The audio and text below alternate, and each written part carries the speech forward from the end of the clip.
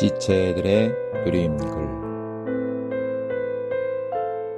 성경 전체는 건축 설명서. 성경에 있는 신성한 계시의 시작인 에덴 동산에 관한 계시와 신성한 계시의 끝인 새 예루살렘에 관한 계시는 일맥상통합니다.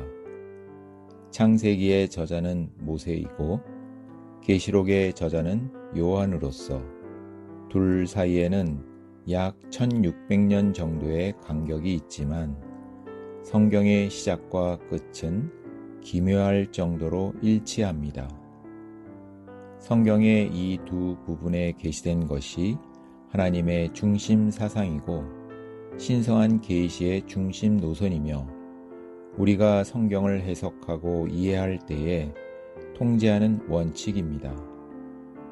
창세기 1장과 2장은 하나님의 신성한 건축물을 얻으시려는 하나님의 유기적인 건축 계획의 청사진입니다. 하나님의 갈망은 그리스도를 우리의 내재적인 조성 안으로 건축하셔서 우리의 온 존재가 그리스도로 재조성되게 하시는 것입니다. 이런 방식으로 하나님은 그분의 형상 안에서 그분을 표현하고 그분의 권위를 갖고 그분을 대표할 단체적인 한 사람을 얻으실 수 있습니다. 요한계시록 21장과 22장은 삼일 하나님의 단체적인 표현이라는 완성된 건축물을 보여주는 사진입니다. 새 예루살렘은 에덴 동산에 대한 신성한 계시의 반영과 성취입니다. 창세기 처음과 계시록 끝에는 동일한 것이 많습니다. 부부, 나무, 강, 금과 보석들이 있습니다. 그러나 뱀은 없습니다.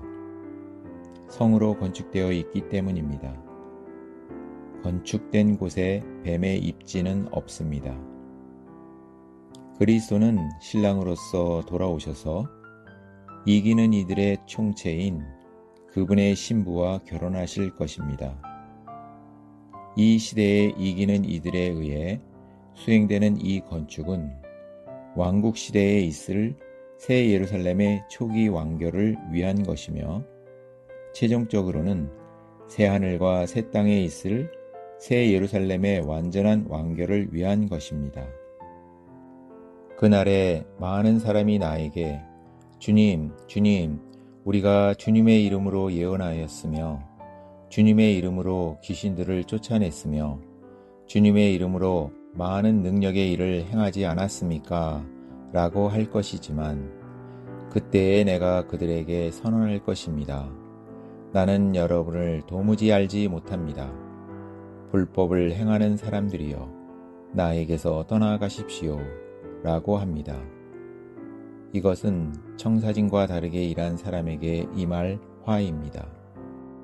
성령께서 모든 세기에 걸쳐 계속 일하고 계십니다. 성경은 하나님의 유기적인 건축을 위한 청사진과 건축의 과정, 또 완성된 건축인 하나님의 단체적인 표현으로 이루어져 있습니다. 하나님의 일의 대상은 바로 우리 자신입니다.